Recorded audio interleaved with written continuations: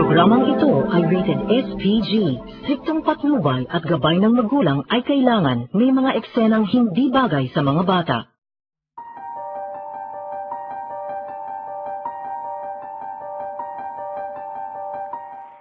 Noli Me Tangere, Kabanata 40, Ang Karapatan at Lakas.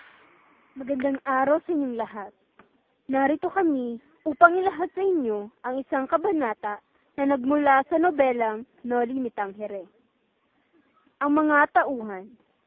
Si Irvin Noquero bilang Don Filipo at Guardia Civil. Kyle Basamante bilang Maria Clara at Elias. Michael Angelo Villanueva bilang Crisostomo Ibarra at Padre Salvi. At ako, Special Sanisi Katabay bilang tagapagsalisay. Sa Buluwagan ay nagtipon-tipon ang mga taga San Diego at ginanap ang isang kasiyahan na pinumunuan ni Don Filipo. Nang dumating si Crisostomo Ibarra, ay binati nito ang mga binibini. Sa Buluwagan.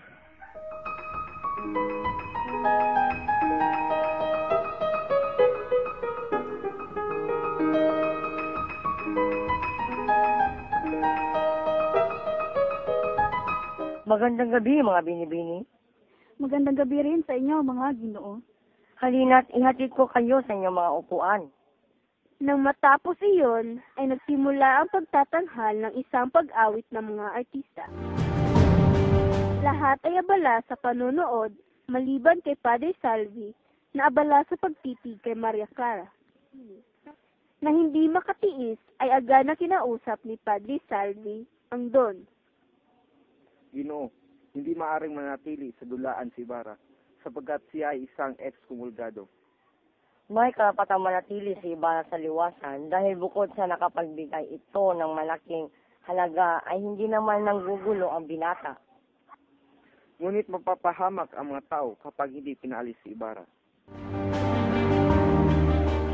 Nang makitang hindi siya masusunod, ay pinasya nitong umalis na hindi tinigilan ni Don Felipe. Nang magsimula ang ikalawang bahagi ng palabas, ay dumating ang dalawang Guardia Civil. Pinag-utos na may ipahinto ang palabas dahil hindi makatulog ang Alperes at ang Senyora.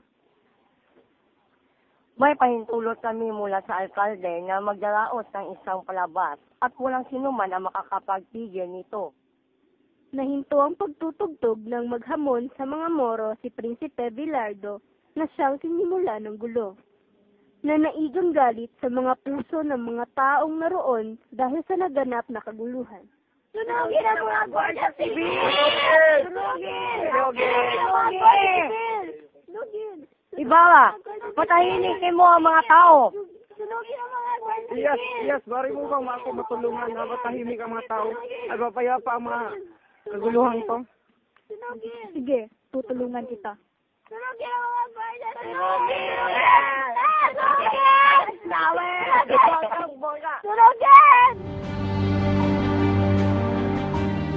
Ngunit, sa mga sandaling iyon, ay tila balisang-balisa si Padre Salvi. Naaaninag niya sa kanyang isip na itinana na ni Ibarra si Maria Clara. Dali-dalim, pumunta si Padre Salvi sa tahanan ni Kapitan Tiago. At nang mapagtanto na naroon sina Maria Clara at Tia Isabel, ay nakahinga na ito ng maluwag at tatliang bumalik sa kumbento.